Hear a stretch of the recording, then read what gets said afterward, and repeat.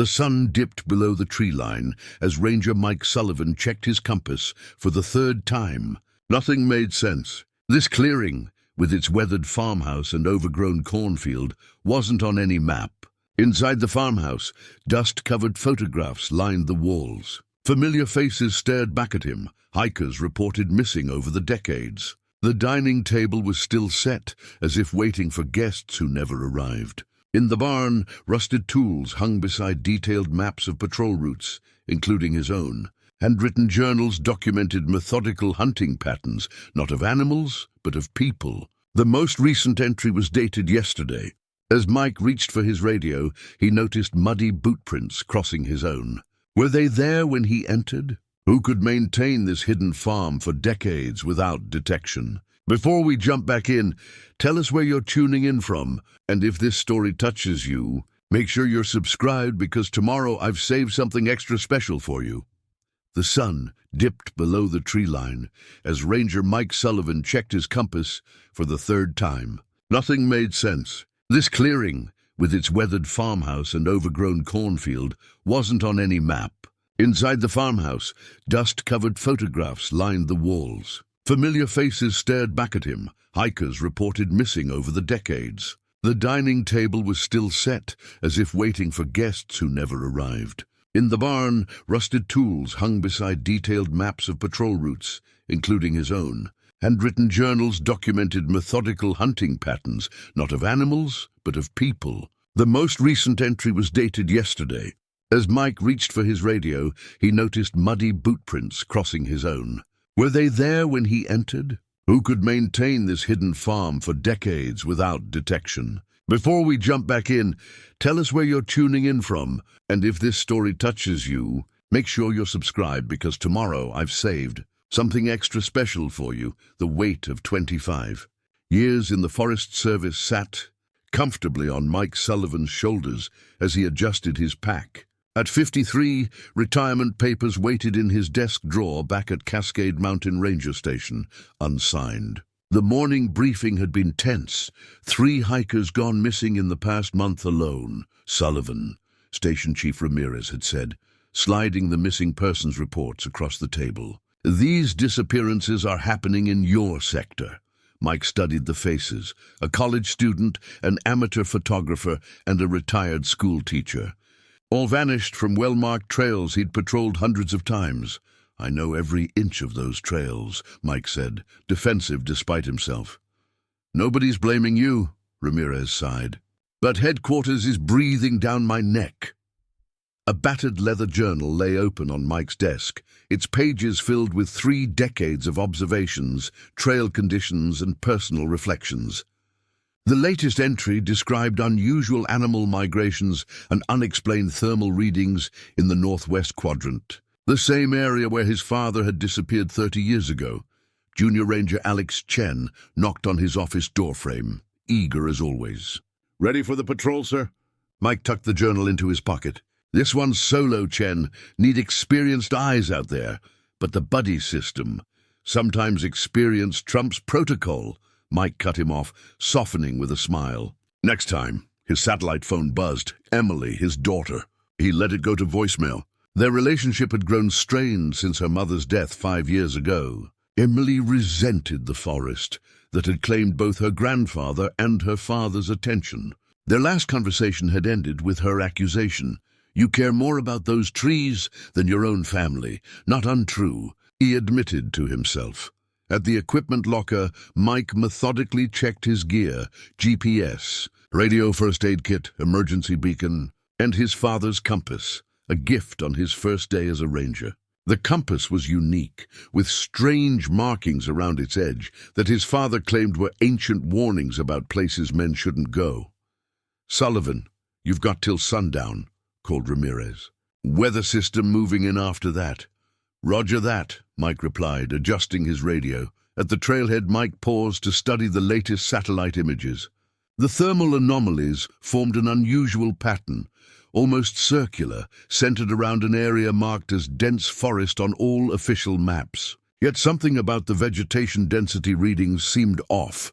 3 hours into his patrol, Mike's GPS began to glitch. The display showed him 2 miles east of his actual position. He switched it off and pulled out his father's compass, which spun erratically before settling on a direction that couldn't possibly be north. That's when he noticed the boot prints, not standard hiking treads, but something older with a pattern he didn't recognize. They led away from the trail deeper into untouched forest. The radio crackled. "Sullivan, position check." "About 5 miles in on the northwest trail," he reported, eyeing the strange tracks. "Found something unusual. Going to investigate." "Negative, Sullivan. Weather's turning faster than expected. Return to station." Mike hesitated, then made a decision that would change everything. "Copy that. Heading back now."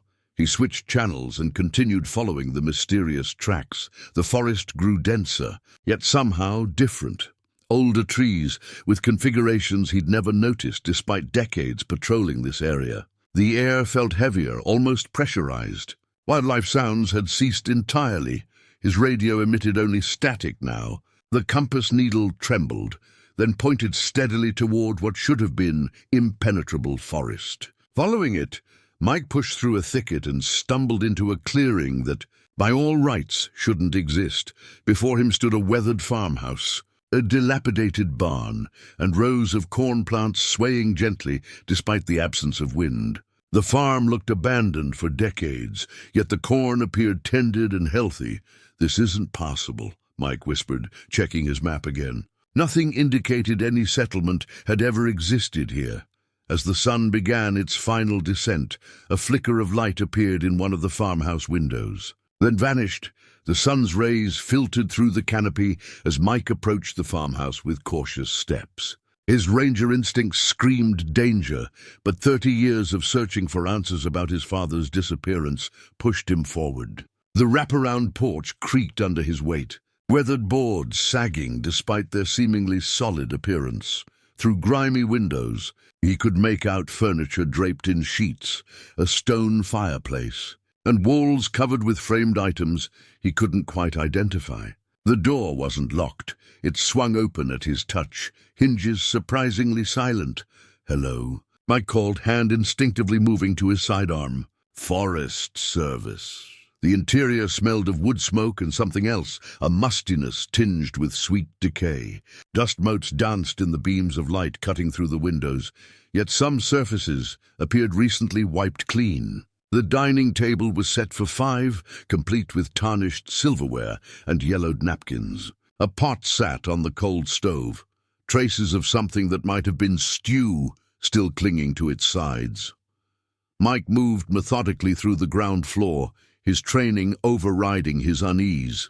The living room contained a rocking chair that seemed to hold the impression of a recent occupant. Bookshelves lined one wall, filled with volumes on hunting, wilderness survival, and, curiously, several texts on folklore and mythology specific to these mountains.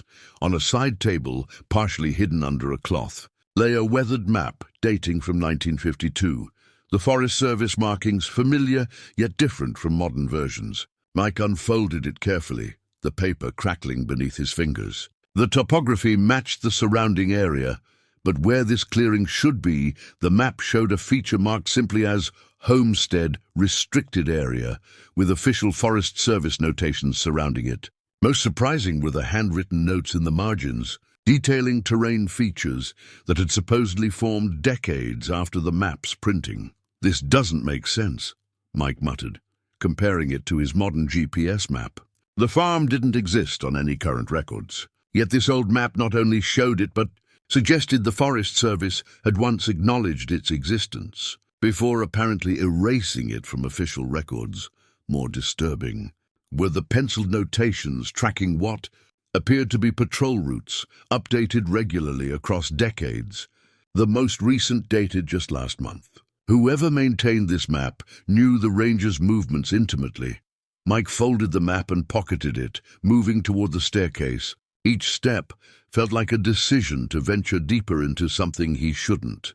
The upper floor contained 3 bedrooms, each preserved as if waiting for occupants to return. The master bedroom held simple furnishings, a bed with a handmade quilt, a dresser and a desk covered with journal entries. the handwriting shifting between at least 3 distinct styles across the decades. The second bedroom contained children's furniture, toys from various eras scattered about as if multiple generations had played here. The third room stopped Mike cold in the doorway. Every wall was covered with photographs, hikers, campers, and rangers caught in candid moments. Many wore expressions of confusion or distress. With growing horror, Mike recognized faces from missing persons reports going back decades, including the 3 recent disappearances. Most disturbing was a section dedicated to rangers. Mike found himself in several photos he had no memory of being taken, eating lunch on a remote trail, checking his map at a crossroads, even sleeping at his campsite during overnight patrols. Among the ranger photos, one made his blood run cold. His father, looking no more than a day older than when he disappeared, standing on this very farm's porch. The photo was dated just 3 years ago. Mike's radio suddenly crackled to life, making him jump. "Livan, come in." Static overwhelmed Ramirez's voice before clearing momentarily. Not alone out there. The transmission died as quickly as it had come. Mike tried responding, but the radio emitted only static. Through the bedroom window, he noticed the sun sitting much lower than it should have been given the time. His watch read 3:17 p.m., but the fading light suggested early evening. The sound of a door opening downstairs froze him in place. Slow, deliberate footsteps moved across the kitchen floor, accompanied by the soft thud of something heavy being set on the table. Mike drew his sidearm and moved silently to the top of the stairs, listening as someone moved about the kitchen with the familiarity of long habit. Whoever was down there wasn't worried about making noise. They didn't know they had a visitor, or perhaps they did, and simply didn't care. Mike edged down the staircase, each step carefully placed to avoid the creaks he'd noted on his way up. The kitchen sounds continued, a cabinet opening, glass clinking, water running briefly. At the bottom of the stairs, he paused, listening. The movement stopped suddenly, followed by complete silence. "I know you're there, Ranger," called a voice, male, elderly, with a strange lilt. No point in hiding. Mike tightened his grip on his weapon and moved into the doorway, sweeping the kitchen with practiced precision. Empty. The back door swung gently, still moving from someone's recent exit. On the table sat a freshly poured glass of water, and beside it, a pocket watch. Mike approached cautiously, scanning for threats. The watch was antique, gold casing tarnished with age, chain tangled from years of use. Its face was cracked, but the hands still visible, frozen at exactly 3:17. The same time his father's watch had stopped the day he disappeared. The same time showing on Mike's own watch now, though the sunlight suggested a much later hour. Mike picked it up carefully. Engraved on the back were initials, J.S., John Sullivan, his father's name. This was impossible. The watch had been listed among his father's missing possessions in the official report. A floorboard creaked on the porch. Mike pocketed the watch and moved to the window. The cornfield rustled, though no wind blew, and for a moment he thought he saw a figure standing between the rows, tall, motionless, watching the house. When he blinked, it was gone. The back door led to an overgrown garden and a path toward the barn. Sunset colors painted the sky, though Mike's watch insisted it was still mid-afternoon. He needed to document everything before attempting to leave. Using his phone, he began photographing the interior, the wall of missing persons, the set table, the map. When he reviewed the images, his blood ran cold. Each photo showed only empty rooms, no photos on walls, no place settings, no furniture. Yet looking up from the phone, everything remained as he'd seen it. The radio crackled again. "Sullivan, location, respond."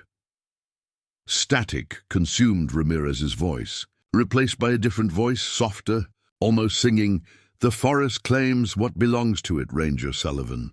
Just like your father, Mike tried the GPS again, still malfunctioning, showing him miles from his actual position. With the sun rapidly setting, he needed to make a decision.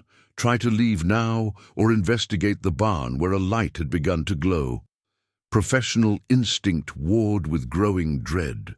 If there were people being held here, if there was any chance the missing hikers were alive, he had a duty to find them. The path to the barn cut through the edge of the cornfield. Up close, Mike noticed the plants weren't ordinary corn. The stalks grew too tall, the husks a deep purple-green instead of yellow. They seemed to bend slightly toward him as he passed, as if tracking his movement. The barn doors stood partially open. Inside, lantern light cast long shadows across what should have been a simple agricultural building. Instead, Mike found himself staring at a sophisticated operation. One wall held maps of the forest with pins marking locations of disappearances. Another displayed surveillance equipment, monitors showing trail camera feeds from throughout the park, including main ranger routes. A large table dominated the center, covered with personal effects, backpacks, cameras, wallets, belongings of the missing. Each item was tagged with a date and location. Mike recognized items from the recent disappearances. Most disturbing was a corkboard filled with ranger schedules and patrol routes, including his own for the next month. His personal notes, radio frequencies, even his habits during patrols were documented in meticulous detail. Who could know all this? Mike whispered. A leather-bound book lay open on the table. Its pages contained handwritten entries describing each acquisition, detailed observations of how subjects were identified, separated from groups and harvested. The methodical, almost scientific language chilled Mike to the bone. The most recent entry described a ranger, the prize specimen, who would soon join the collection. Today's date was at the top of the page, the ink still fresh. Mike backed toward the door, weapon raised, when his radio burst to life. "Sullivan! Emergency evac. All rangers return to station immediately." Ramirez's voice came through clearly for the first time. Before Mike could respond, all the trail camera feeds went dark simultaneously. A single monitor remained active, showing the farmhouse from outside, and Mike's truck parked beside it. But he hadn't driven here.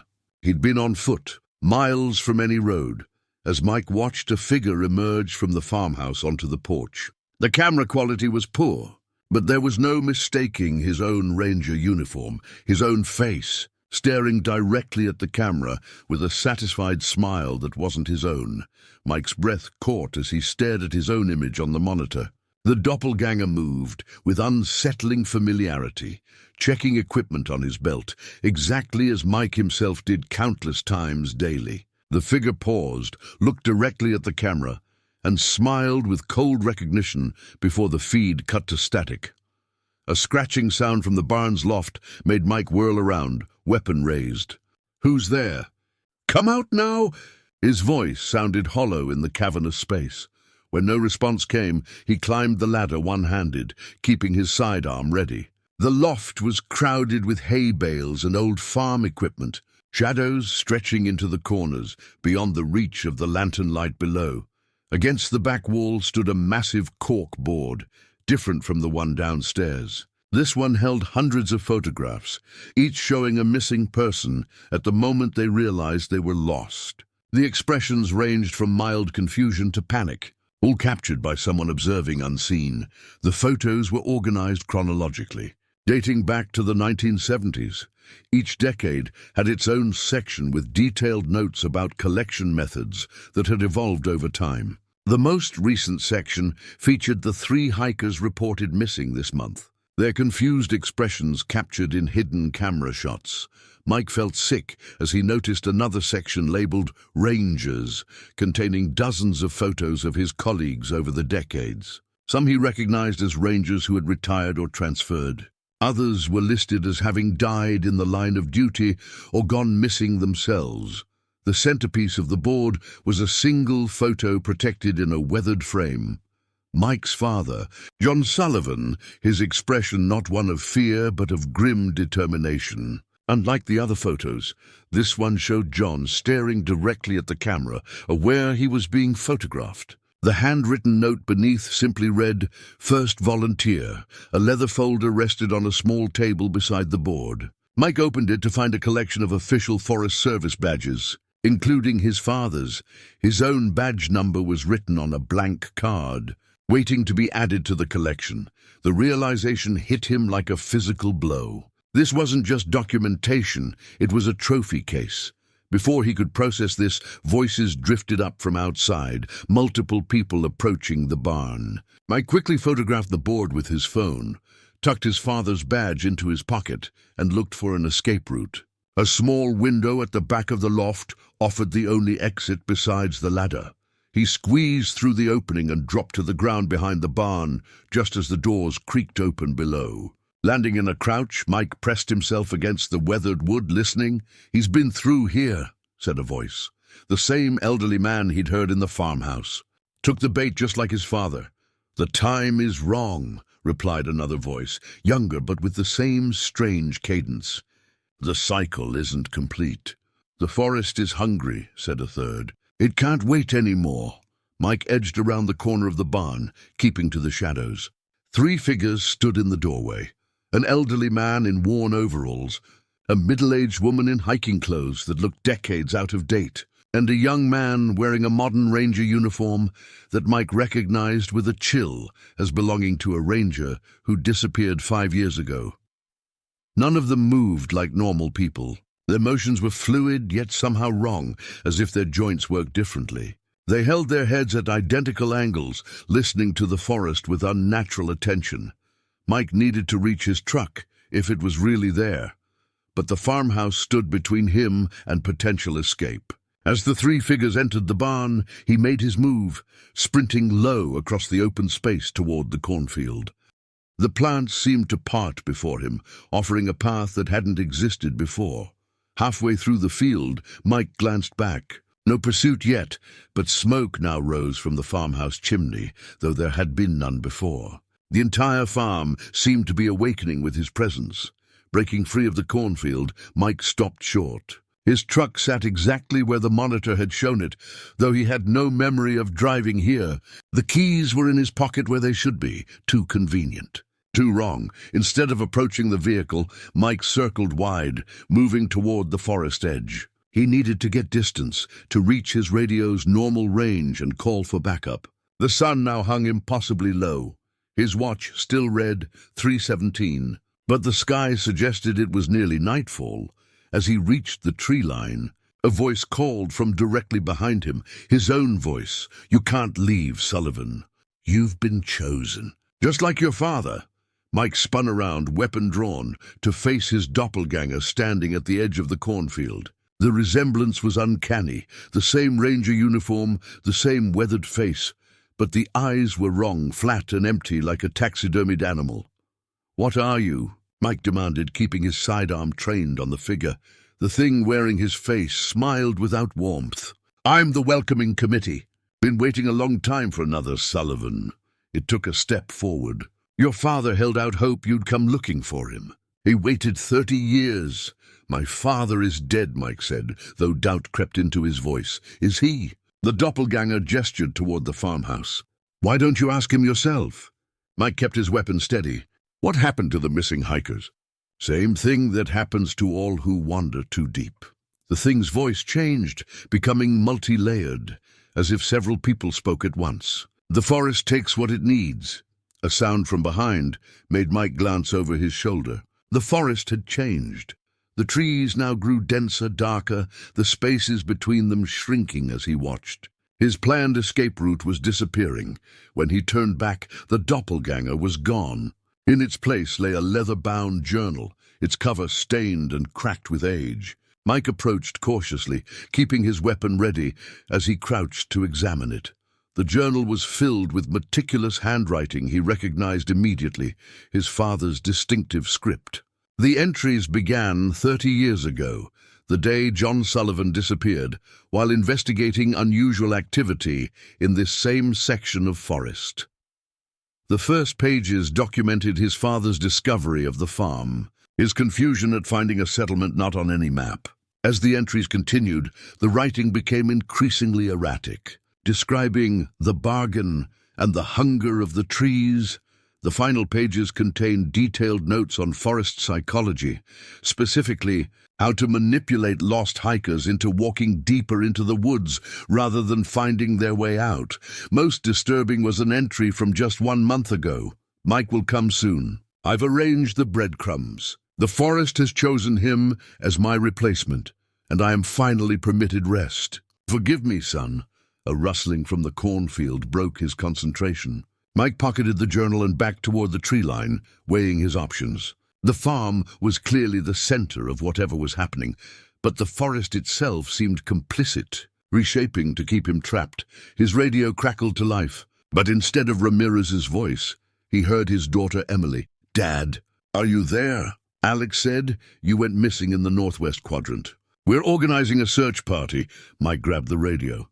"Emily, listen to me. Stay away from this area. Tell Ramirez to seal off the northwest section completely." Static overtook her response, then cleared. "Breaking up. We're coming to find—" "No!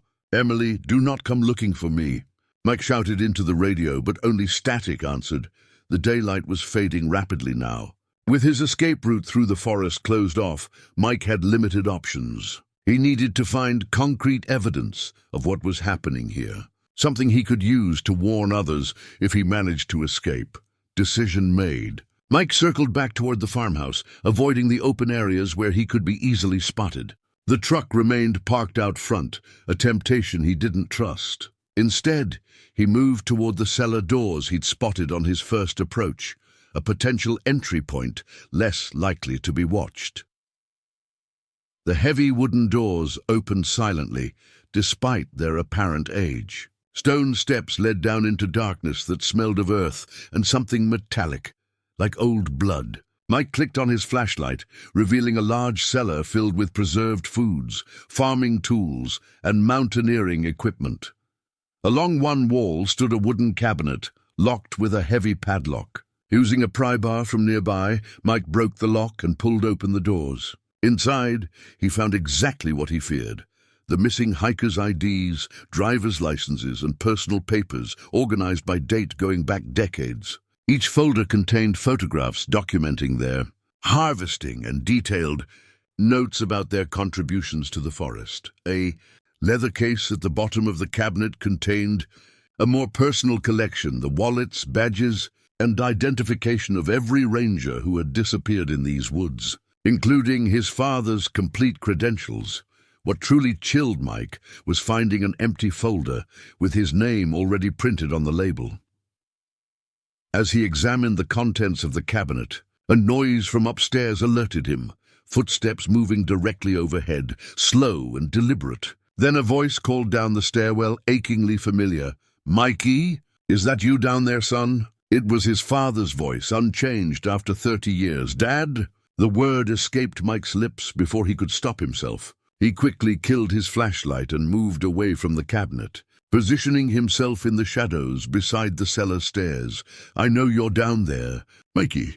His father's voice hadn't aged a day, still carrying that gentle authority Mike remembered from childhood. "We need to talk before it's too late." Footsteps creaked on the wooden steps, deliberate and slow. A beam of light swept the cellar floor as someone descended. Mike pressed himself against the cold stone wall, hand on his weapon. The figure that emerged was undeniably his father. John Sullivan's face was just as Mike remembered, perhaps with a few more lines around the eyes, but essentially unchanged after 30 years. He wore a ranger uniform similar to Mike's, but from an older era, the fabric worn but meticulously maintained.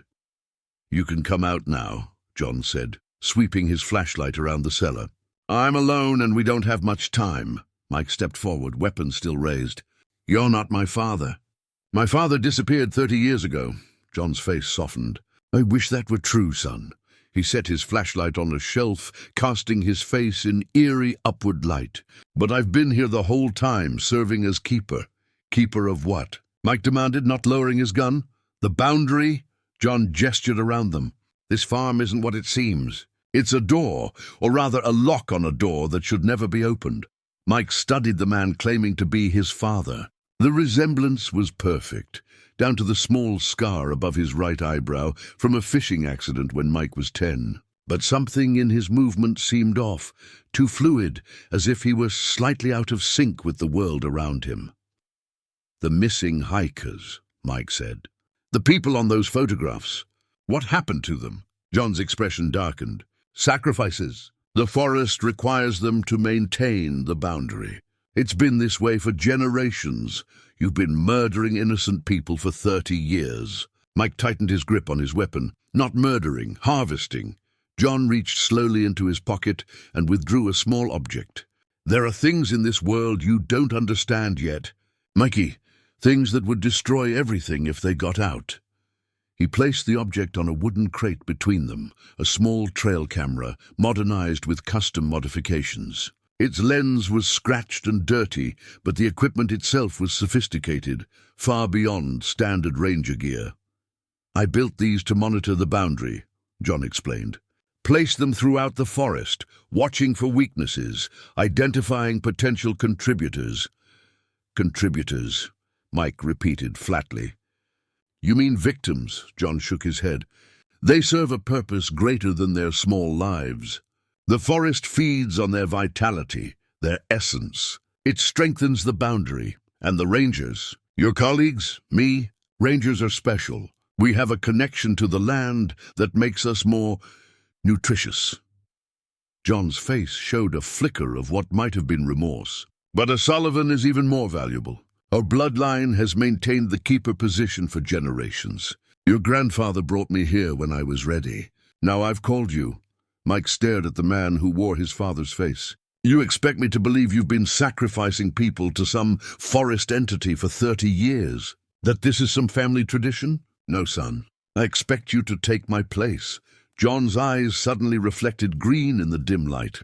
I'm tired. The forest has allowed me to choose my successor. I chose you, and if I refuse, John smiled sadly, then the forest will take Emily instead. She carries our blood too. The mention of his daughter sent a chill through Mike. You stay away from her. I can't control who the forest calls. If its chosen successor refuses, John picked up the trail camera. This isn't just surveillance equipment. It's how we communicate with the forest consciousness. See for yourself. He pressed a button on the side of the camera. The small screen illuminated, showing not camera footage, but swirling patterns of light and shadow that made Mike's eyes hurt to look at. The forest is ancient, Mikey. It was here long before humans, and it protects us from something far worse that lies beneath it. John held the camera toward Mike. Touch the screen. You'll understand everything. Every instinct screamed at Mike to refuse, but a strange compulsion drew his hand forward. As his fingers neared the screen, the swirling patterns intensified, reaching out like tendrils of light. Before he could make contact, a tremendous crash came from upstairs. The farmhouse shook, dust raining down from the ceiling beams. John's expression changed to fear. They're early. The hunger grows too strong. He grabbed Mike's arm with surprising strength. You need to decide now, son. Become the keeper, or watch everything you love be consumed. Another crash, closer this time. Something was breaking through the farmhouse floors, heading toward the cellar. What's happening? Mike demanded, pulling away from his father's grip. The boundary weakens at sundown, John said urgently. Without a committed keeper, it's failing. They're coming through. The cellar door burst open, wood splintering as something massive forced its way through. John grabbed Mike and pulled him behind a row of shelves as the creature entered, a twisted amalgamation of human and forest, its body formed of gnarled wood and tangled roots with a vaguely humanoid shape. Where a face should be, there was only a hollow depression filled with swirling darkness. Forest sentinel, John whispered, his voice tight with fear. It's searching for the next keeper. The creature moved with unnatural fluidity, root-like appendages sliding across the cellar floor as it searched. It paused, turning its featureless face toward their hiding spot. It senses our bloodline, John said. Follow me. There's another way out. John led Mike to what appeared to be a solid stone wall and pressed against a particular stone. A section of the wall swung inward, revealing a narrow tunnel. The original homesteaders built escape routes throughout the property, John explained as they entered the passage. They understood what lived in the forest. The tunnel was cramped, forcing them to crouch as they moved. Behind them, sounds of destruction indicated the sentinel was tearing apart the cellar in its search. "You've been here for 30 years, Mike said as they hurried through the darkness. "Why call me now?" "The cycle is ending. Every 30 years, the boundary weakens dramatically. A new keeper must take the old one's place, or everything fails." John's voice echoed in the narrow space. "I've held it together longer than most, but I'm fading. The forest knows it." The tunnel opened into a larger underground chamber that took Mike's breath away. The walls were covered with intricate carvings, symbols and pictographs that seemed to shift slightly when viewed directly. At the center of the room stood a stone table, its surface etched with the same strange markings Mike had noticed on his father's compass. John moved to a metal box fixed to the wall and opened it, revealing an old-fashioned control panel with switches and dials that couldn't possibly belong in a century-old farm. "What is all this?" Mike asked, studying the anachronistic technology. "The farm is older than it looks," John replied, adjusting settings on the panel. "The first keeper came here in 1887, but the boundary existed long before that." A hidden door in the floor slid open, revealing a set of steep stairs descending into darkness. Faint blue light emanated from below. "Down there is what we protect the world from," John said grimly. "And what we protect from the world." Before Mike could respond, his radio crackled to life, this time with Alex Chen's voice coming through clearly. "Ranger Sullivan, do you copy? We've triangulated your last known position. Search team ETA 20 minutes. Mike grabbed the radio. "Alex, do not approach my position." "Repeat, do not." John snatched the radio from Mike's hand and crushed it. "No one can come here now. It's too dangerous. Those are my colleagues," Mike protested. "My daughter is with them." "Then you'd better make your choice quickly," John replied, reaching into a niche in the wall. He withdrew a wooden box carved with the same symbols that adorned the stone table. Opening it carefully, he revealed a handheld device unlike anything Mike had ever seen, part technological, part organic. It resembled a scanner with a screen, but veins of what looked like living wood ran through its casing. "This is the Keeper's Key," John explained, handling the device reverently. "It's how we monitor the boundary's integrity and communicate with what lies beyond." The screen activated at John's touch, displaying a topographical map of the forest with a pulsing red area centered on their location. The pulsing was speeding up, the red area expanding. "The boundary is failing faster than I anticipated," John said, tension evident in his voice. "Your presence has accelerated the cycle." Mike studied the device, professional curiosity momentarily overriding his suspicion. "What am I looking at exactly?" "A dimensional breach," John replied. "What we keep contained here exists partially outside our reality. The boundary holds it in place." The device suddenly emitted a high-pitched tone. The screen changed, showing multiple heat signatures moving through the forest toward the farm. "Your search party," John said grimly. "And they're being followed." The display showed larger heat signatures moving parallel to the search team. Signatures that moved too quickly and changed shape too fluidly to be human. "Forest sentinels," John explained. "They'll reach your friends before they reach the farm. We have to warn them," Mike insisted. "There's only one way to save them now." John held out the Keeper's Key. "Take my place. Accept the role of Keeper, and you'll have the authority to call off the sentinels." Mike stared at the device, torn between disbelief and the evidence before his eyes. "And if I refuse? Then everyone in these woods dies tonight, including your daughter. And the boundary fails completely." John's expression hardened. "Choose quickly, son. Sunset is almost upon us, and with it the end of my time." As if to emphasize his point, John's hand holding the device began to change. The flesh becoming bark-like, fingers elongating into wooden appendages. He was transforming before Mike's eyes. "What's happening to you?" Mike asked, backing away. "I'm becoming part of what I've guarded for so long," John answered, his voice now layered with other sounds, rustling leaves, creaking wood. "This is the fate of every keeper who serves their full term. This will be your fate too, 30 years from now." The chamber shuddered as something massive moved overhead, dust and soil raining from the ceiling. John's transformation accelerated, bark-like skin spreading up his arm, eyes shifting to a deep forest green with amber flecks. "We're out of time," he said, his voice now carrying echoes of rustling leaves. "Take the key, or everyone dies." Mike reached for his weapon, but John moved with impossible speed, knocking the gun from his hand. "That won't help you here, son." A tremendous crash from above was followed by the sound of splintering wood. The sentinel had found the tunnel entrance. "Last chance," John urged. Extending the keeper's key, Mike's radio may have been destroyed, but his emergency beacon wasn't. He activated it with a subtle movement, hoping the search team would receive the signal. Then, with no better options, he reached for the device. As his fingers touched the strange technology, visions flooded his mind.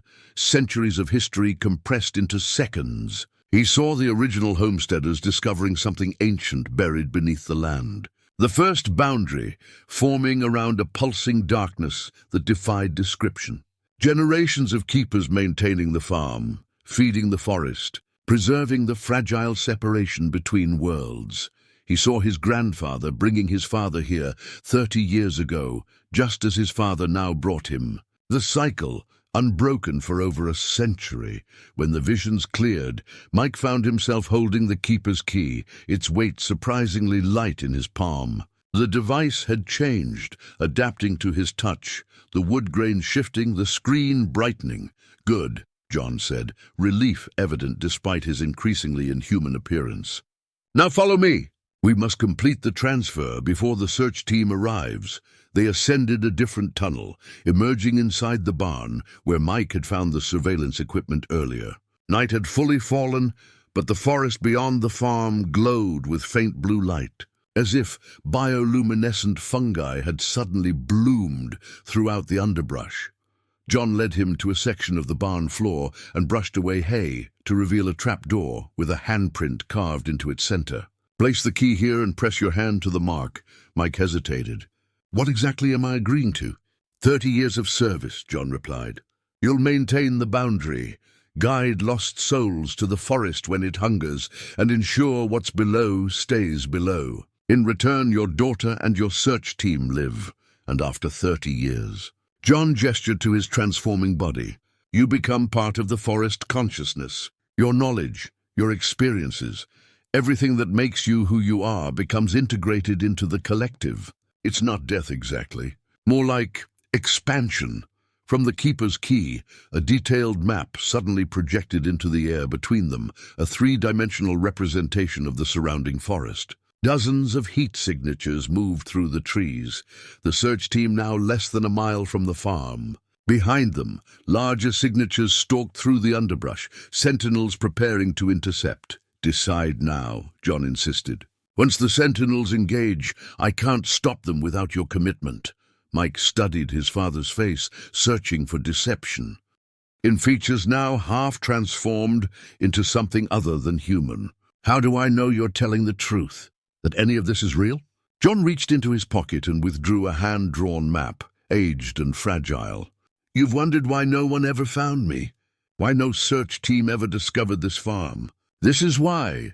The map showed the forest as Mike knew it, but with critical differences. Trails that should connect looped back on themselves. Landmarks appeared in impossible configurations. It was like looking at an M.C. Escher drawing of familiar territory. "The forest reshapes itself to protect the farm," John explained. "This map shows its true configuration, how to navigate through the distortions. Previous captives have tried mapping it, but without the keeper's knowledge, they always fail." The map seemed to shift slightly as Mike examined it, pathways reorganizing themselves before his eyes. This was how people disappeared without a trace. They were walking through a landscape that actively misled them. "The sentinels have spotted your team," John warned, pointing to the projected map where the larger heat signatures had changed direction. Moving to encircle the searchers, Mike made his decision. "Call them off. Promise they'll be safe, and I'll do it."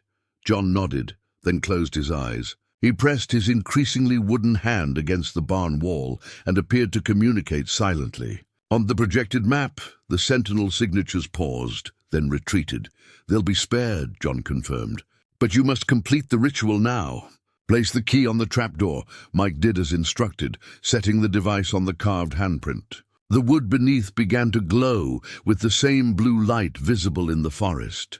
Now press your hand to the print, John instructed, his voice becoming more resonant, less human with each word. Accept the mantle of Keeper.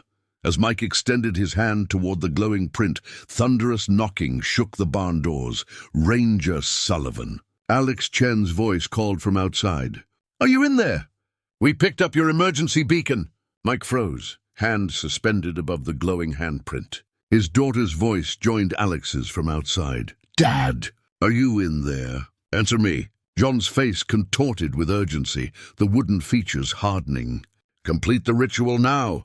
The sentinels are still bound by my command, but not for long. The barn doors rattled as someone tried to force them open. Mike glanced between the keeper's key and the entrance, calculating his options. Dad, please! Emily's voice cracked with emotion. We've been searching for hours. Let me speak to her first, Mike said firmly. I need to make sure they're safe. There's no time, John began. But Mike cut him off. Either I talk to my daughter, or there's no deal. The partially transformed keeper stared at him with inhuman eyes, then nodded reluctantly. Quickly, then. Mike moved toward the doors, but kept the keeper's key in his line of sight. Emily, Alex, stay back from the doors. Dad! Relief flooded Emily's voice. What's happening? Are you hurt? I'm fine, Mike called back, watching as John moved closer to the trapdoor. But this situation is dangerous. I need you to take the search team and move back to a safe distance. We're not leaving without you, Emily insisted. The forest is acting weird, trees moving, paths disappearing. Something's wrong with this whole area. John knelt beside the trapdoor, placing his increasingly branch-like hand on its surface. The blue glow intensified, spreading through the floorboards toward the barn doors. The boundary weakens, he hissed. Make your choice, son. On the wall beside the doors hung a weather-worn backpack Mike hadn't noticed before. It was small, child-sized, with faded flower patches and a name tag still legible after decades. Emily Sullivan. The sight of it stopped Mike cold. That's Emily's pack. From when she was a child. John's expression shifted, showing a flicker of the human still within. She was here once, with your mother visiting me. Before I fully understood what becoming Keeper meant. You've been lying, Mike realized, moving toward the backpack. She's been here before, not lying. Protecting her, protecting you. John's voice grew strained as the transformation accelerated. I sent them away before the forest could claim them. Made them forget. Mike carefully took the backpack from its hook. Inside was a child's drawing of a family. A little girl, a woman, and two men. One in ordinary clothes, one partially colored green with tree-like features. Emily drew this, Mike whispered. She drew you as part of the forest. Outside, Alex called, We're breaking down the door on 3. And John surged to his feet with alarming speed. We're out of time. The sentinels come. 2, Mike made his decision. He lunged for the keeper's key, snatching it from the trapdoor, just as John reached for it. The device hummed in his hand, responding to his touch. 3. The barn doors burst open. Alex and 2 other rangers rushed in, weapons drawn. Behind them stood Emily, her expression changing from relief to horror as she saw John. Dad and Grandpa, she gasped. John turned toward the search party, his transformation nearly complete, a humanoid figure of wood and root, only his eyes remaining recognizably human. The cycle cannot be broken. He lunged toward Emily, wooden limbs extending. Mike raised the keeper's key instinctively, pointing it at his father. The device pulsed with blue light, stopping John mid-motion. I accept the role of keeper, Mike said clearly. But on my terms. The key vibrated in his hand, almost painfully hot. The projected map reappeared, showing the forest sentinels converging on the farm. Drawn by the disturbance. Get everyone out of here, Mike ordered Alex, not taking his eyes off John.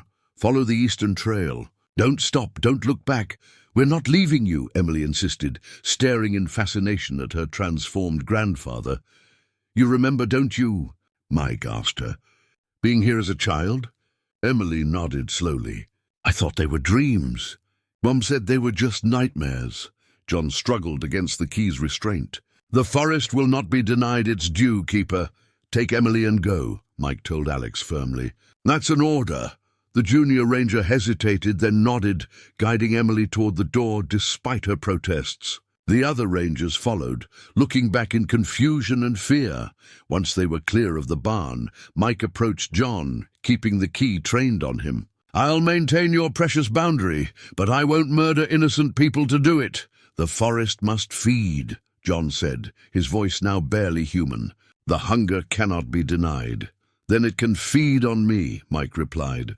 "My life, my energy, but no one else's." The key pulsed in response to his declaration, the projected map showing the sentinels halting their advance. The blue glow spread from the trapdoor, engulfing the entire barn floor. "Place your hand on the print," John said, his resistance fading. "Complete the transfer before the boundary fails completely." Mike knelt beside the trapdoor, the key still pointed at John. "Will Emily and the others make it out safely?" "If you become Keeper now, yes." Mike pressed his palm to the glowing handprint. Energy surged through him, ancient and alien. The farm, the forest, the boundary, all connected, all part of a system older than human civilization. And now he was connected too. Knowledge flooded his consciousness, the location of every sentinel, the weaknesses in the boundary, the nature of what lay beneath. And with that knowledge came power. "The transfer is complete," John said, his wooden form beginning to crumble like autumn leaves. "The forest accepts you, son. Go," Mike commanded, standing with newfound authority. "Join the consciousness you've served for 30 years. Your watch is ended." John's form dissolved entirely, scattering across the barn floor like fallen foliage. In the space where he had stood, a young tree sapling sprouted instantly from the wooden planks, its leaves the same green as John's eyes had been. Outside, the forest quieted. The sentinels withdrew. The boundary stabilized under its new keeper's will. Mike Sullivan stood alone in the barn, the keeper's key humming in his hand, the weight of 30 years stretching before him. Dawn broke over the farmstead, the first rays of sunlight filtering through trees that seemed to bend respectfully away from the windows. Mike sat at the kitchen table, the keeper's key placed before him, its screen displaying the forest in real time. He hadn't slept. The knowledge transferred during the ritual kept unfolding. In his mind, like origami in reverse, complex, patterns revealing their hidden structure. He knew now that the search party had made it safely to the eastern boundary. The forest had parted for them under his command, creating a direct path out. Emily had looked back once, sensing her father's presence in the very movement of the branches overhead. The farmhouse had transformed overnight. Dust had vanished, surfaces gleamed, and the pantry had restocked itself with fresh supplies. The house responded to his needs almost before he consciously registered them, lights adjusting, doors opening, temperature shifting to his preference. The wall of missing persons photographs had changed too. Now it showed only those who had willingly joined the forest consciousness over the centuries, not victims, but volunteers. His father's photo held the place of honor, the image slowly transforming to show John's integration with the woodland entity. Mike explored the house with new eyes, understanding its purpose differently now. What had seemed sinister in darkness revealed itself in daylight as something more complex, a monitoring station, a boundary post, and a living museum of the forest's history in what had been his father's bedroom. Mike found a simple wooden box on the nightstand. It hadn't been there the previous day.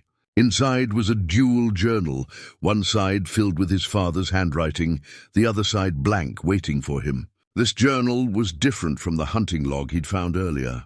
This was a keeper's record, documenting not just events but impressions, emotions, and changes in the forest consciousness itself. The entries revealed a more nuanced truth than John had been able to explain during their rushed confrontation. The forest didn't simply consume lost souls. It incorporated those who were spiritually aligned with its nature.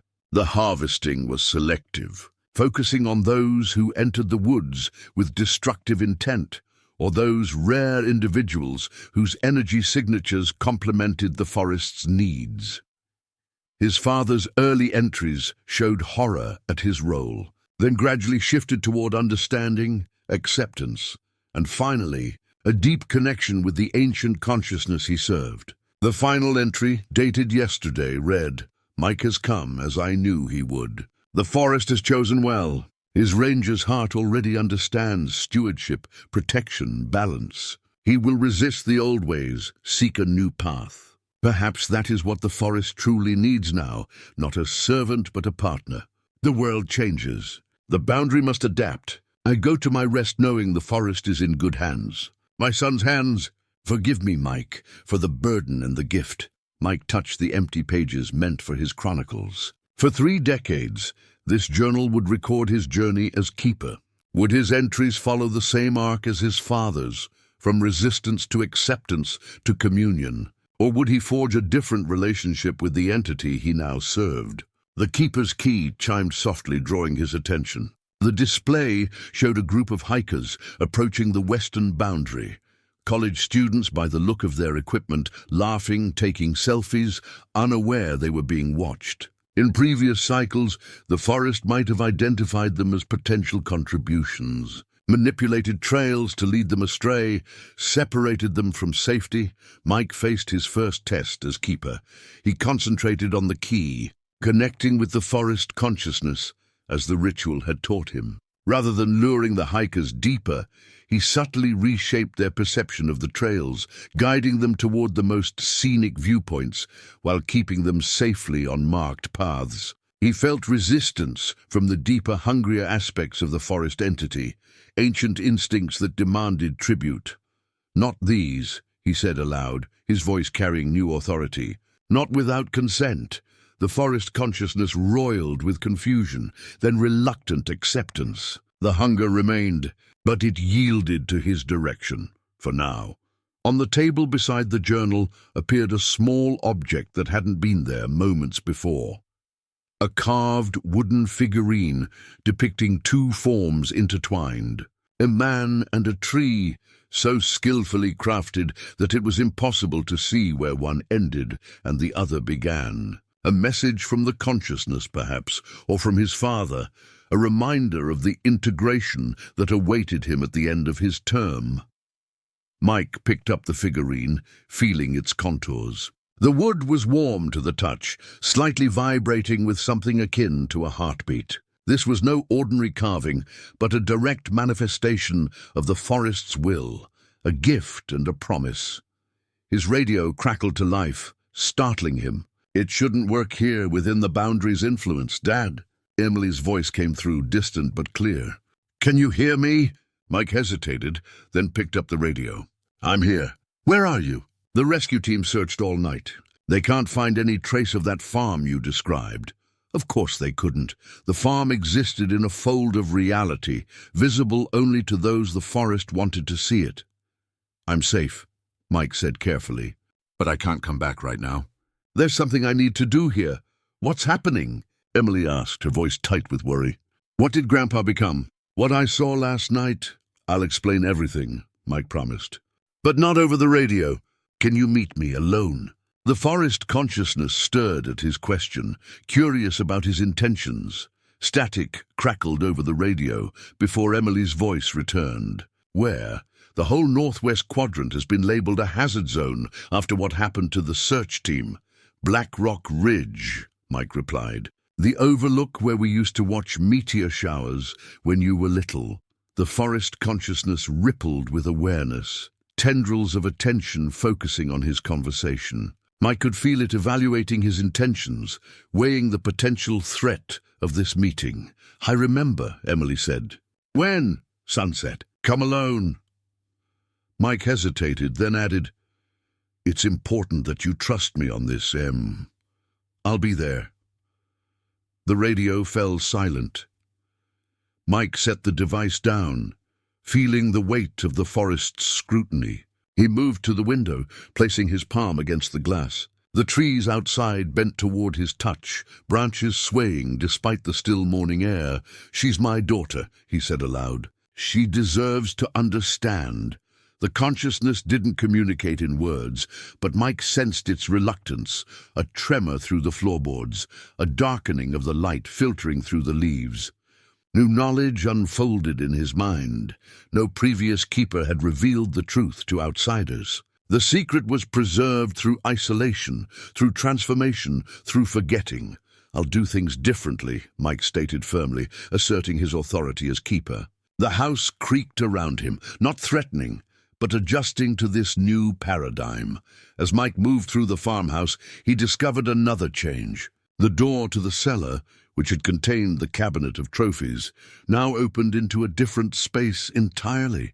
Stone steps led down into a vast underground chamber, illuminated by bioluminescent fungi growing along the walls. At its center stood an ancient stone tablet covered with carvings that matched the symbols on the keeper's key.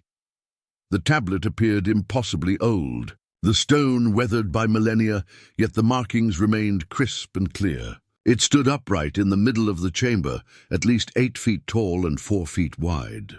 The symbols carved into its surface shifted subtly as Mike observed them, reorganizing into patterns he could almost understand. This was the true heart of the boundary, the original anchor point established long before the farm existed. Mike approached it reverently, guided by inherited knowledge. The tablet represented a contract of sorts, established between human guardians and the forest entity thousands of years ago.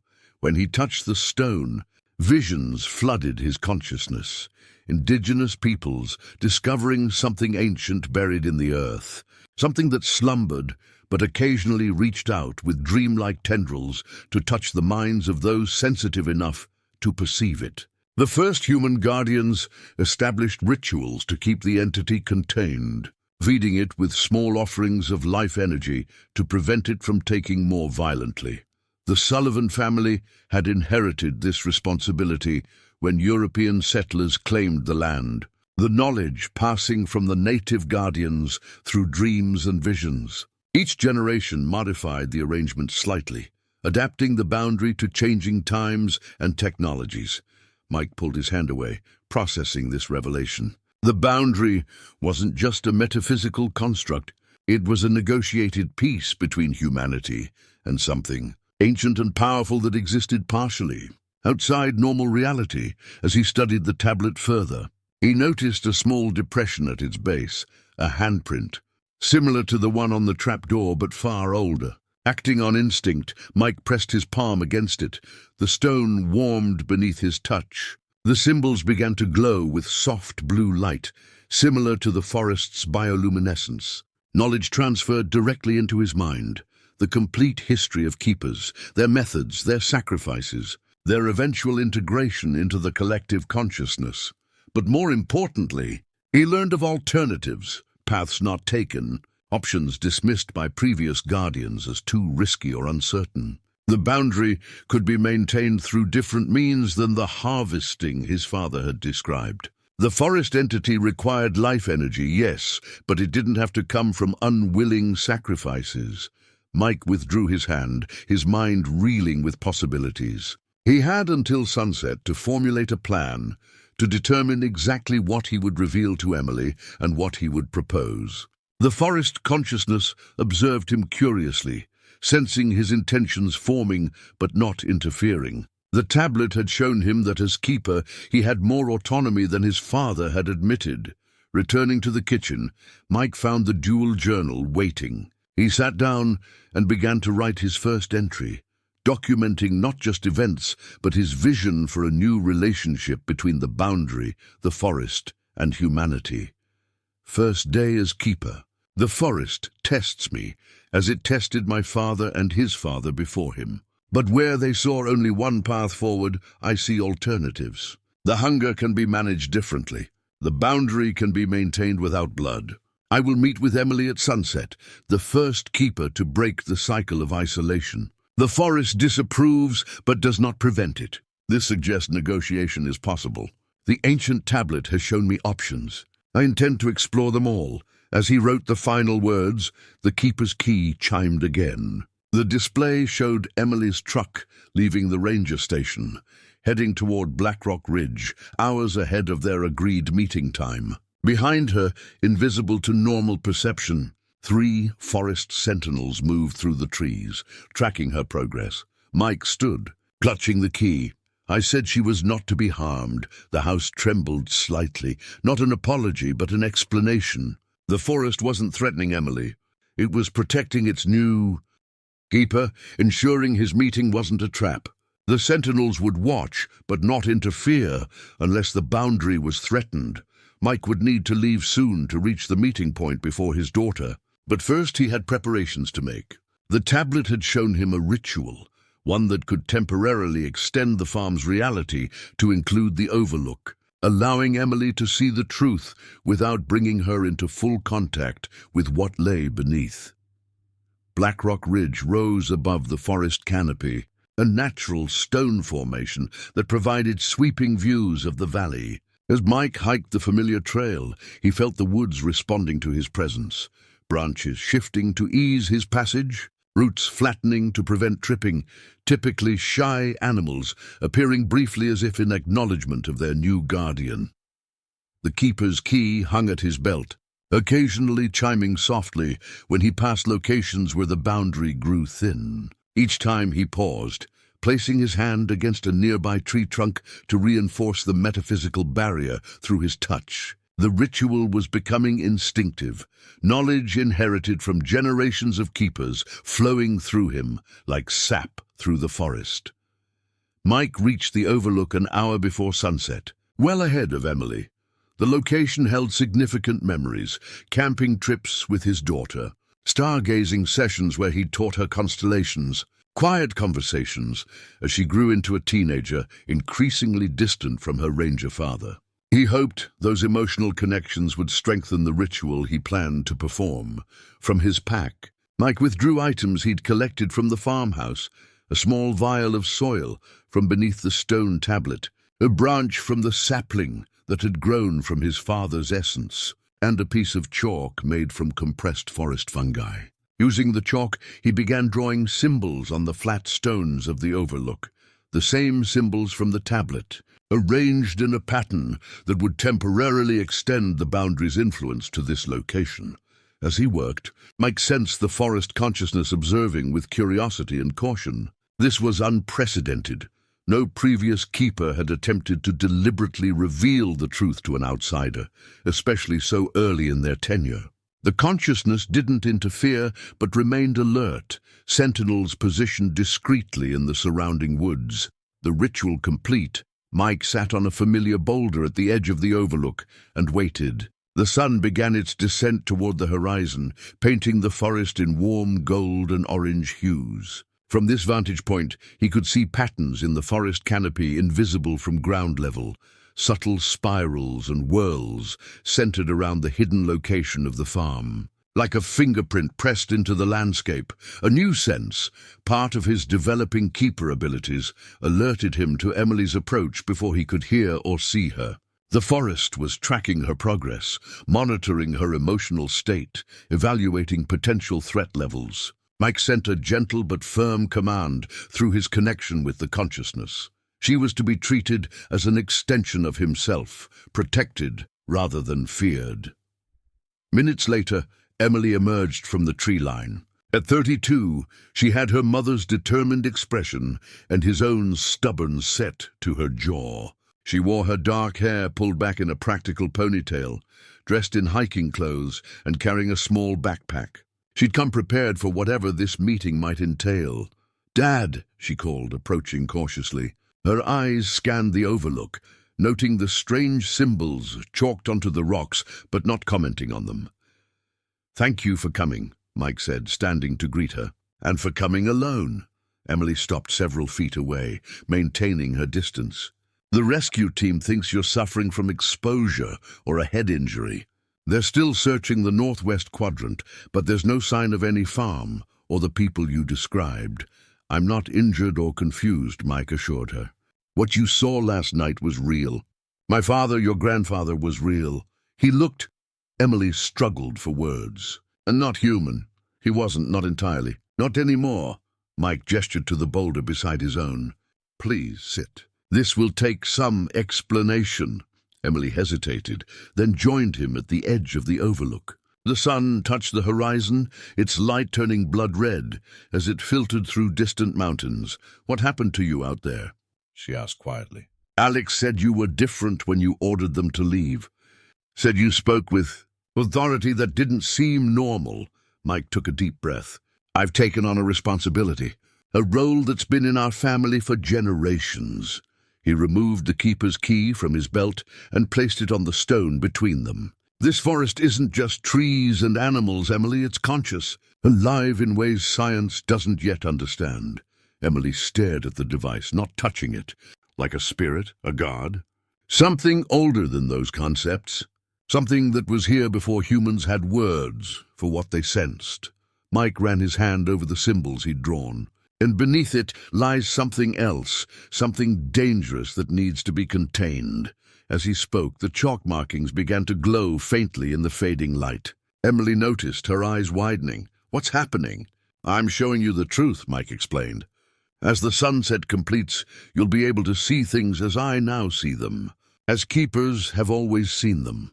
The sun dipped lower, and with each degree of its descent, the symbols brightened. The air around the overlook seemed to thicken, reality bending subtly as the boundary's influence extended to encompass their location.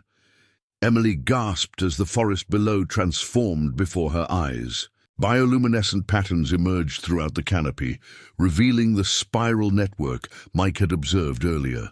At the center, previously invisible, the farmhouse materialized, distant but distinct, lights glowing in its windows. More startling were the forest sentinels, humanoid figures of wood and root standing at the edge of the overlook, observing silently.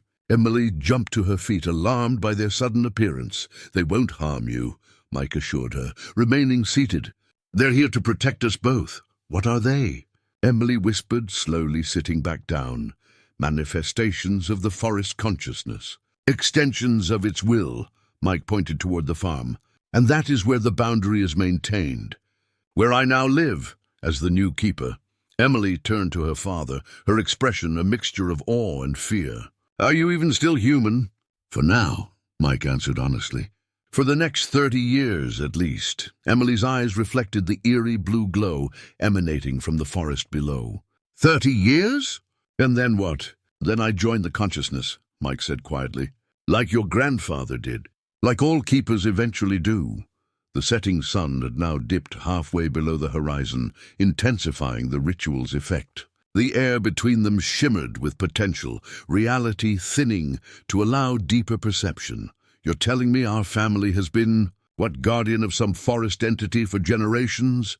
Emily's scientific mind struggled with the implications. As a biomedical researcher, her worldview had no room for sentient forests or metaphysical boundaries, since the late 1800s at least. Mike gestured to the keeper's key between them. This device contains records going back to when our ancestor Timothy Sullivan took over from the indigenous guardians who came before. Emily's gaze fixed on the key, her natural curiosity warring with caution. May I? Mike nodded. It will recognize you. Sullivan blood. She picked up the device carefully. Its screen immediately illuminated, displaying information calibrated to her specific perceptions and background knowledge. The technical specifications and biological data would be more prominent for her than they had been for Mike. This is impossible, she whispered, studying the readings. These energy patterns, this isn't anything recognized by modern science. The boundary exists partially outside conventional reality, Mike explained. That's why maintaining it requires human intermediaries, keepers who can bridge both worlds. As Emily explored the device, Mike withdrew a leather-bound book from his pack, not the keeper's journal he'd begun, but something older. The cover was weathered almost beyond recognition, the pages yellowed and fragile. He handled it with reverence, carefully opening to a marked section. This belonged to Timothy Sullivan, the first of our family to serve as keeper. His wife saved his personal journals after he joined the forest.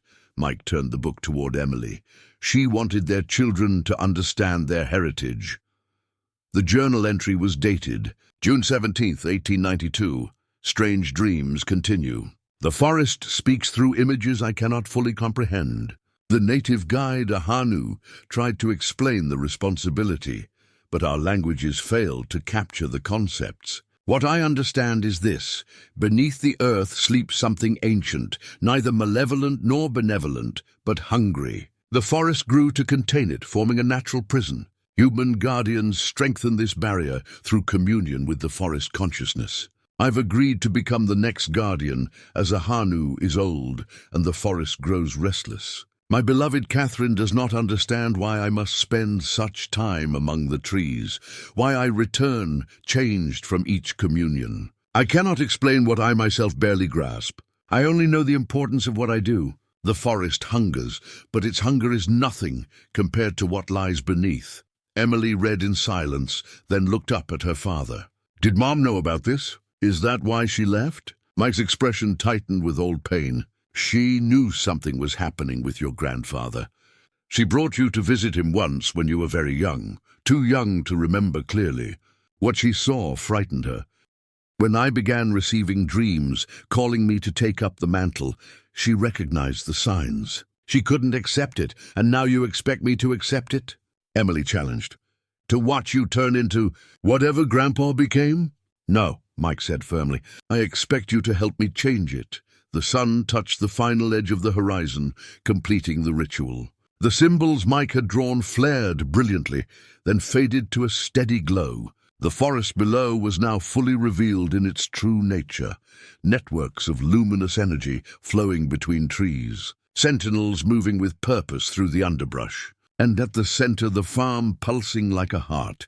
More significantly, a dark shape became visible beneath it all, a vast, shadowy presence stretching deep underground, its edges constrained by the radiant boundary. The entity that necessitated the keeper's vigilance. Emily stared in horror and fascination. What is that? We don't have a name for it, Mike answered. The indigenous guardians called it the sleeper, or sometimes the buried one. It's ancient, possibly predating human evolution. And dangerous, if released completely. Catastrophically so. Mike closed Timothy's journal. But the methods we've used to contain it have been problematic. Each generation of keepers has fed the forest with life energy from lost hikers, criminals, those who threatened the woods. My father continued this tradition, believing it necessary. Human sacrifice, Emily translated bluntly. Mike nodded grimly. But the tablet, the original contract between humans and the forest, suggests alternatives. Ways to maintain the boundary without bloodshed. And you need my help with this? Emily's tone remained skeptical, despite the evidence before her eyes. You're a researcher. You understand energy systems, biological interfaces. The forest consciousness is struggling to communicate its needs to me, limited by my understanding. Mike placed his hand over hers, still holding the key. Together, we might find a better way. Emily stared at the device, then at the transformed landscape, then finally at her father. The silence stretched between them, broken only by the whispering leaves and the distant call of an owl, or something that mimicked an owl's voice. What if we fail? She finally asked. Then in 30 years, you'll face the same choice I did, Mike said honestly. Become keeper, or let the forest find someone else, willing or not. The weight of generational responsibility settled between them, heavy as the ancient stone tablet buried beneath the farm. I need time to think, Emily said, carefully setting the keeper's key back on the stone between them. The device continued to glow softly, responding to the proximity of 2 Sullivan bloodline members. Mike nodded. Of course, this is a lot. The night had fully descended now, stars appearing above, while the forest below pulsed with its own constellation of bioluminescent patterns. The sentinels remained at the edge of the clearing, motionless yet alert. Can I even leave? Emily asked, eyeing the wooden figures warily. Or am I trapped now that I know? "You're free to go," Mike assured her. "The forest recognizes you as family." But he hesitated, choosing his words carefully. "The knowledge you now have cannot be fully forgotten. You'll be connected to this place, able to find it when others can't." Emily stood, brushing chalk dust from her jeans. "I need to process this scientifically. Run some tests if you'll allow it. This challenges everything I understand about reality." "I expected nothing less from you," Mike said with a hint of pride. He reached into his pack and removed a carved wooden ritual knife, its blade gleaming with an unnatural blue sheen in the darkness. Unlike the other artifacts Emily had seen, this one radiated age and power, clearly ancient despite its pristine condition. "Take this," Mike offered the knife, handle first. "It will allow you to navigate the forest safely to find the farm when you're ready to return. The sentinels will recognize its authority." Emily accepted the blade cautiously. The moment her fingers closed around the handle, the carvings along its length illuminated briefly, acknowledging her bloodline. "It's warm," she observed with surprise. "It's alive, in its way. Part of the original tools given to the first human guardians." Mike stood beside his daughter. "I'll walk you back to the main trail." "Not necessary." Emily's voice carried new confidence as she tested the knife's weight in her palm. "I think I need to experience this forest alone, to understand what we're dealing with."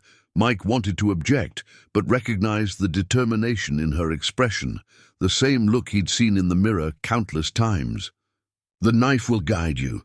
Just focus on your destination, and the path will reveal itself." Emily nodded, then impulsively embraced her father. "Don't become a tree before I get back," she whispered, an attempt at humor that didn't quite mask her fear. "I've got 30 years, Mike reminded her, returning the hug fiercely. "Plenty of time to figure this out together." They parted, and Emily descended the trail into the transformed forest. The sentinels parted silently to allow her passage, then fell in behind her at a respectful distance, not following but accompanying, ensuring her safety through their territory. Mike watched until she disappeared among the luminous trees, then gathered his remaining equipment. The ritual circle had served its purpose, allowing Emily to perceive the true nature of the forest and the boundary. As he collected the vial of soil and his father's branch, the chalk markings faded, returning the overlook to ordinary reality.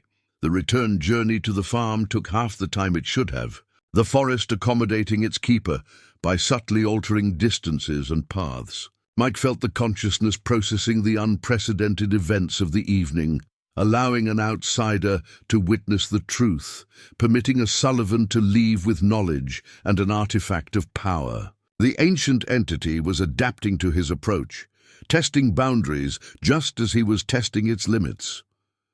When Mike arrived at the farmhouse, he found it transformed once again. The kitchen now contained modern scientific equipment alongside the traditional tools of previous keepers, a gesture from the consciousness acknowledging the new direction he proposed.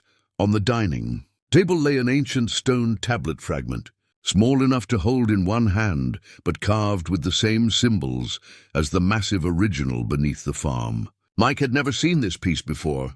The forest had revealed it in response to his intentions.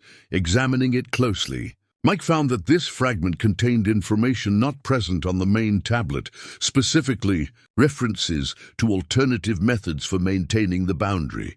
The carving suggested rituals involving willing contributions of life, energy, small donations from many rather than the complete consumption of few. The fragment confirmed what Mike had suspected.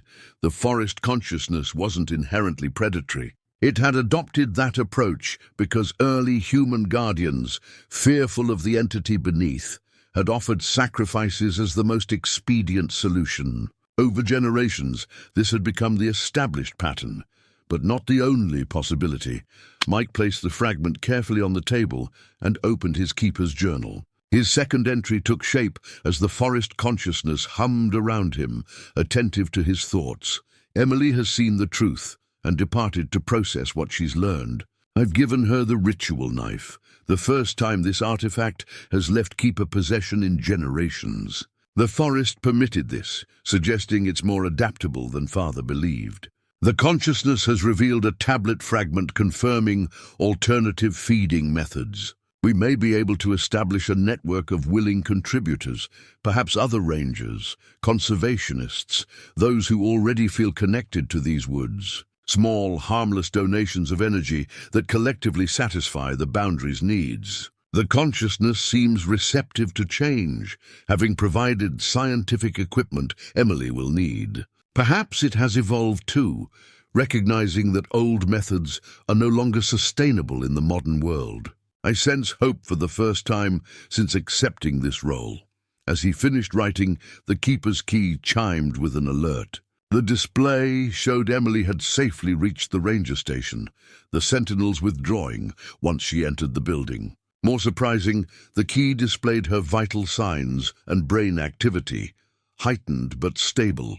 The consciousness was monitoring her, maintaining the connection established through the ritual knife. Mike closed the journal and moved to the window. Outside, the forest pulsed with renewed vigor, responding to the potential for evolution after centuries of rigid tradition. The true work, the transformation of the relationship between keeper, forest, and boundary, was just beginning.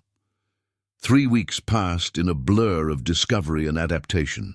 Mike settled into the rhythm of the farm, learning its peculiarities and needs. The house continued to transform around him, rooms rearranging overnight, new spaces appearing as the consciousness interpreted his thoughts and requirements. The forest itself seemed to be watching, waiting, evaluating his worthiness as it had done with generations of keepers before him.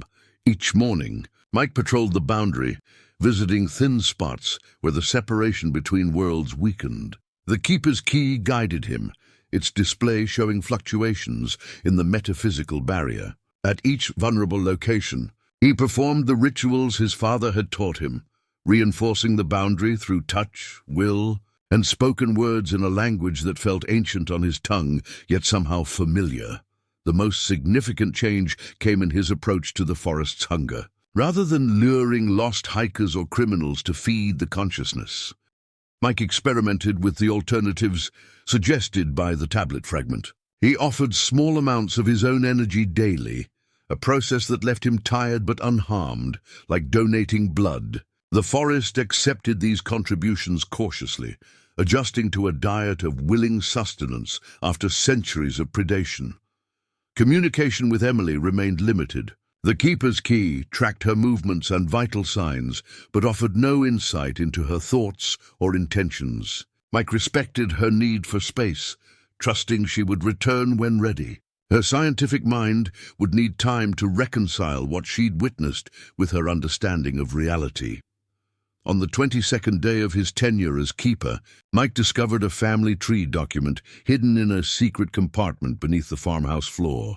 Unlike conventional genealogical records, this document tracked the Sullivan bloodline, specifically in relation to the forest consciousness, noting which family members had served as keepers, which had assisted, and which had been deemed unsuitable.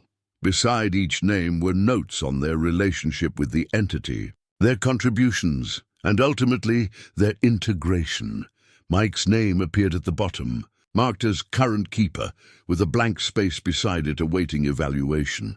More troubling was Emily's name directly below his, labeled heir apparent, despite her lack of consent to this designation. The forest had already selected her as the next generation's keeper.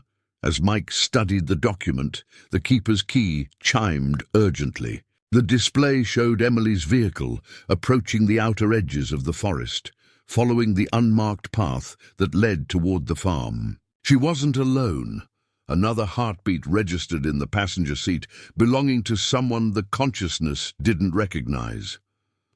Mike hurried outside, extending his awareness into the forest. The consciousness stirred with alarm at the presence of an uninvited outsider, sentinels converging from all directions. Through his connection, Mike commanded them to stand down, to observe, but not interfere unless he signaled for assistance, waited on the porch as Emily's truck navigated the impossible road to the farm.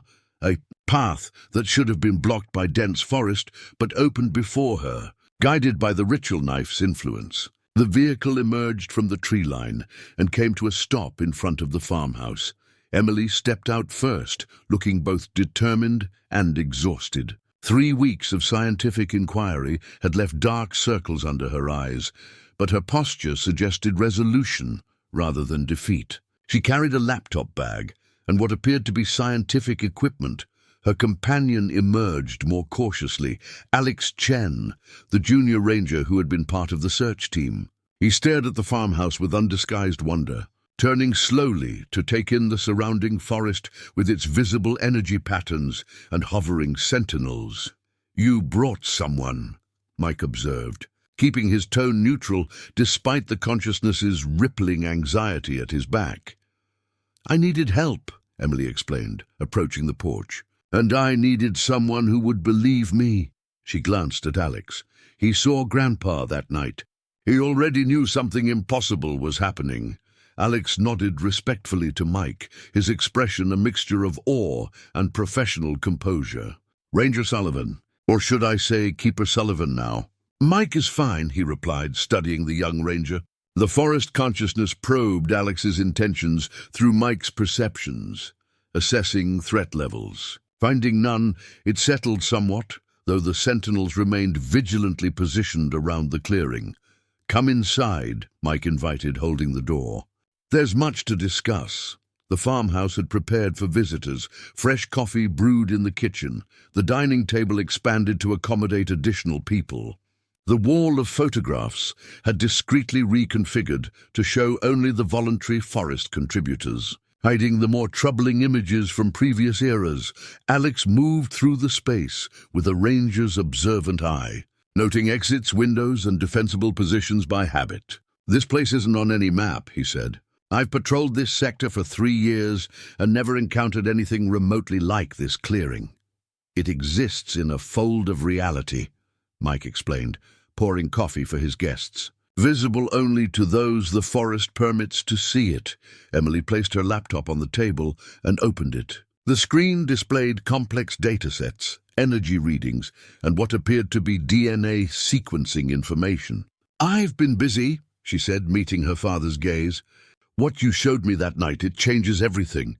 Not just about our family, but about our understanding of reality itself and your conclusions." Mike asked, sensing the forest consciousness leaning in through him, attentive to her response. Emily glanced at Alex, who nodded encouragement. She took a deep breath and turned the laptop to face her father. "I think I've found a way to redesign the boundary," she said. "A method that doesn't require sacrifice, yours or anyone else's, but it will change your relationship with the forest consciousness permanently." The house creaked around them, the ancient entity listening through its wooden bones.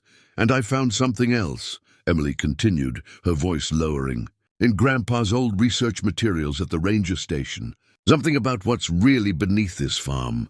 Emily pulled a weathered manila folder from her bag. The edges stained with age, the tab marked simply "Restricted J. Sullivan."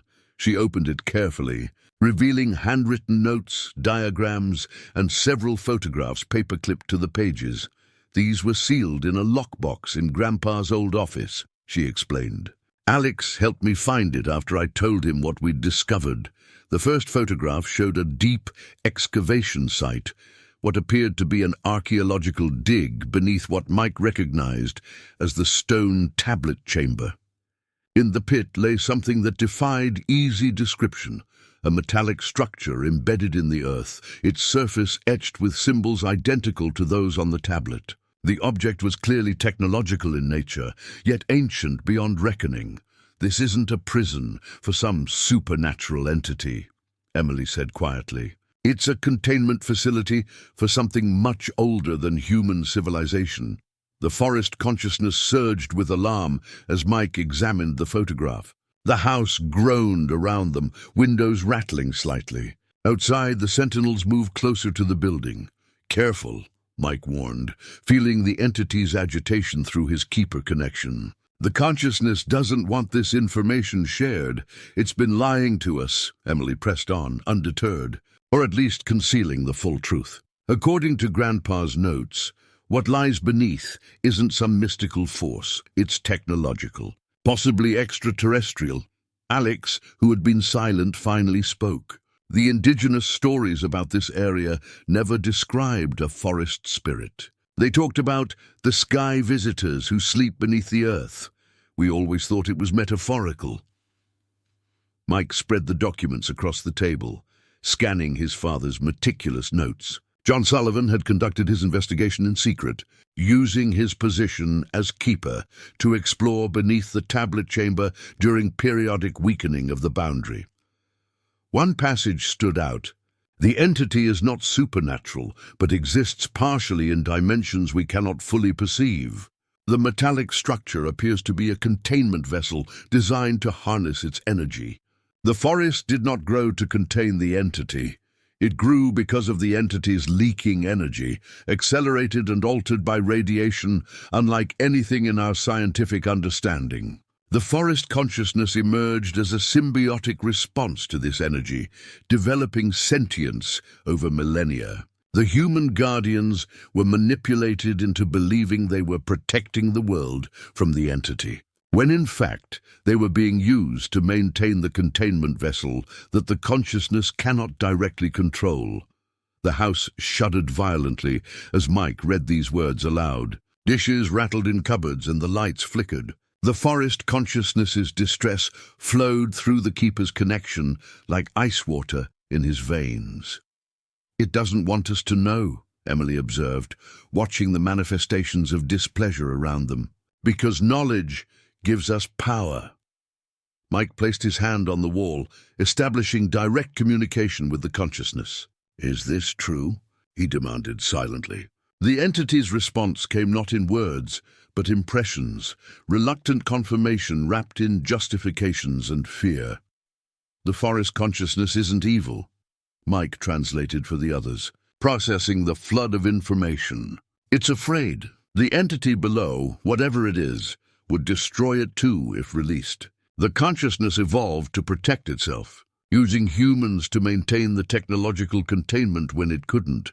That explains why it needs life energy," Emily said, excitement building in her voice as pieces fell into place. "It's not feeding on sacrifices. It's using human bioelectrical patterns to interface with technology it doesn't fully understand." Alex looked between them, processing the implications. "So this whole farm, the keeper tradition, the sacrifices, it's all been about keeping alien technology operational." "Essentially, yes," Emily confirmed, "and that's where my research comes in." She turned back to her laptop, bringing up a series of complex diagrams. "I've analyzed the energy patterns in the forest and compared them to modern particle physics. What the consciousness has been doing inefficiently with life energy, we can potentially do much more effectively with targeted electromagnetic fields." Mike felt the forest consciousness's attention shift from alarm to cautious interest as Emily explained her findings. The entity had evolved over thousands of years in isolation, developing methods that worked but lacked scientific refinement. What Emily proposed was revolution, a partnership between human technology and the ancient consciousness to maintain the containment vessel below. It would require installing equipment throughout the forest, she continued, creating a network that supplements the consciousness's natural abilities. The keeper would become more of an engineer than a priest, maintaining the system rather than performing rituals. "And the life energy requirements?" Mike asked, feeling the consciousness's most pressing concern, reduced by approximately 87%, according to my calculations. "What remains could easily be provided by willing contributors, rangers, researchers, people who understand the importance of what we're protecting." Emily met her father's gaze. No more sacrifices, no more disappearances. The house had grown still as the consciousness considered these possibilities. After a moment, the lights brightened and a warm breeze circulated through the rooms. Tentative acceptance. "It's willing to try," Mike translated, relief evident in his voice. "But it has concerns about the transition period." The boundary cannot fail even momentarily. That's why we need more help, Emily said, glancing at Alex, people we can trust with the truth, who can assist with implementation while ensuring the forest remains protected. Alex straightened, the young ranger's dedication evident in his posture. I volunteer to help, and I know others who would too. Once they understand what's at stake, Mike felt the weight of generational responsibility shifting on his shoulders, not disappearing, but transforming into something more hopeful. His father had maintained tradition. He would forge a new path.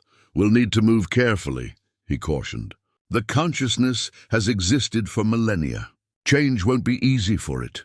As if in response, a small object materialized on the table between them, a crystalline formation that appeared to have grown from the wood itself, pulsing with inner light. The forest's direct communication, a physical manifestation of its willingness to evolve. Emily reached out hesitantly, then picked up the crystal. As her fingers closed around it, the light within synchronized with her heartbeat. "What is it?" she whispered. "A trust token," Mike explained, knowledge flowing through his keeper connection. "The consciousness is accepting you as an equal partner in the boundary's maintenance. It's unprecedented. The path forward would not be simple, but for the first time in centuries, the Sullivan family's burden showed promise of becoming a shared responsibility rather than an isolated duty. The forest consciousness, ancient as it was, had recognized the need for adaptation in a changing world. 6 months later, Black Rock Ridge overlooked a transformed forest. Equipment cabinets disguised as natural rock formations dotted strategic locations throughout the woods, housing the technology Emily had designed to supplement the boundary. Solar panels hidden in tree canopies powered the system, while buried cables formed an invisible web connecting everything to a central control station established in the farmhouse basement.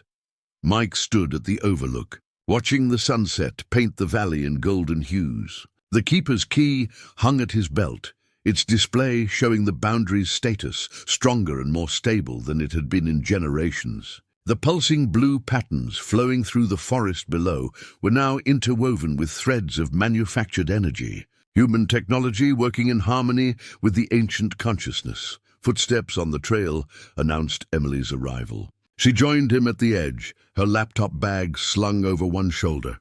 6 months of work had changed her. She moved with new confidence, her understanding of the forest nearly matching his own. The trust token crystal hung from a leather cord around her neck, pulsing gently in time with her heartbeat. "The latest readings are promising," she said by way of greeting. "Energy requirements down another 12% since we activated the southern grid last week." Mike nodded, pride evident in his expression. "The consciousness is adapting faster than we expected. It's learning to trust the technology, and Alex reports no new missing persons cases in the entire region," Emily added. "The forest hasn't needed to harvest anyone since we began. The transition hadn't been without challenges. The consciousness, accustomed to centuries of operation in one mode, initially resisted some changes. Sentinels had damaged early equipment installations before Mike could establish clear communication about their purpose. But gradually, understanding had grown on both sides. A small team of trusted rangers and scientists now maintained the system, each wearing a smaller version of Emily's crystal to identify them to the forest. They called themselves Boundary Techs, part ranger, part engineer, part mystic. None knew the full truth about what lay beneath the farm.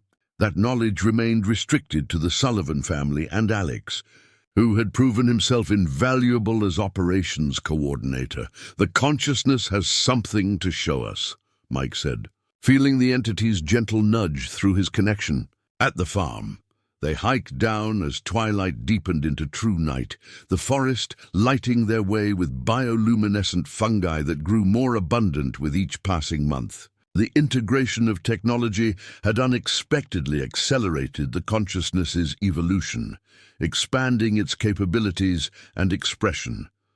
The farmhouse had undergone its own transformation. While maintaining its rustic exterior, the interior now balanced the traditional tools of keepers past with modern equipment.